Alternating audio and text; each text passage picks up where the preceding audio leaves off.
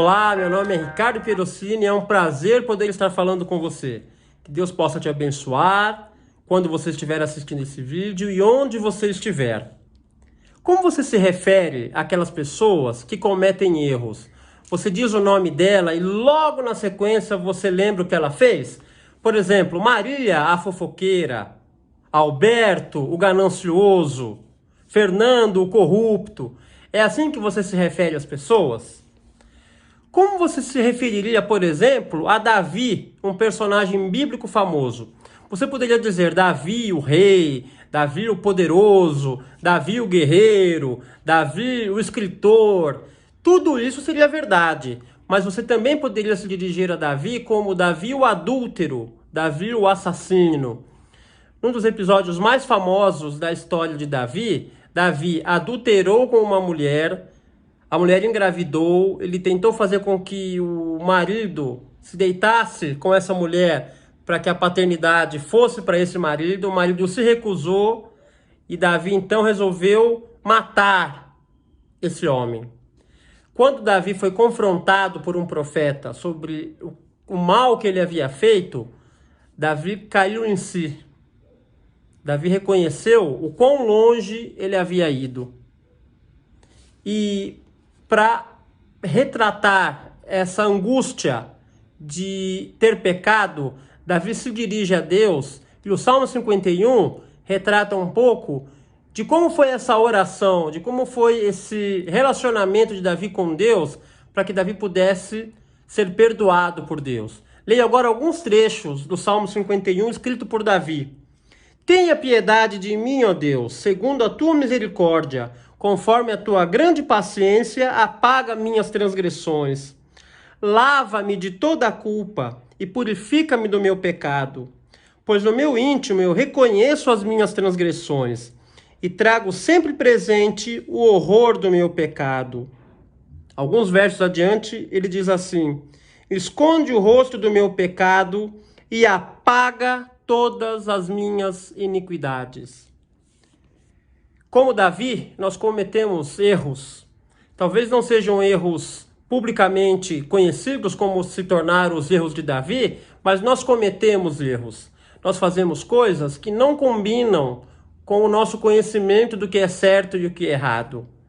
E muitas vezes nós ficamos surpresos com a gente mesmo. Como eu pude ser capaz de fazer aquilo? O que acontece com você quando você erra? Quando você reconhecidamente é alertado de que o que você fez foi muito grave? Você tenta dar desculpas ou você admite que você errou? Quando você admite que errou e você busca a Deus e ora pedindo perdão, como você se sente? Você se sente perdoado, leve, ou a culpa o acompanha mesmo depois de você ter orado? Será que Davi, ao escrever esse salmo que retrata uma oração, será que ele sentiu que foi perdoado? Será que Deus realmente perdoou Davi? Vou ler agora um relato que está no livro de 1 Reis, capítulo 14. Nesse relato, um profeta, o profeta Aías, manda um recado para um líder de Israel, Jeroboão. E nesse recado tem uma mensagem importante para mim e para você. Eu vou ler a partir do verso 7. O recado que Deus, através de um profeta, manda para esse líder Jeroboão. Assim diz o Senhor, o Deus de Israel: eu o exaltei, Jeroboão, dentro do meu povo, e o fiz líder de Israel. Arranquei o reino da família de Davi e o entreguei a você, Jeroboão. Mas você não tem sido como o meu servo Davi. Porque o meu servo Davi obedeceu a meus mandamentos e me seguiu de todo o coração e sempre fez o que me agrada. Deus está se referindo a esse Davi, adúltero e assassino. Mas, como Davi aceitou o perdão de Deus, acreditou na misericórdia divina, Deus trata Davi como se ele nunca houvesse pecado. Deus se refere a Davi como aquele que sempre fez o que era correto, alguém que sempre guardou os meus mandamentos. Isso se chama perdão. Isso se chama graça. Quando nós nos dirigimos a Deus e pedimos perdão por aquilo que nós cometemos de errado, a reação de Deus é sempre essa. Ele apaga as nossas transgressões. Ele se esquece. E quando nós saímos dessa oração, nós saímos como se nunca houvéssemos pecado antes.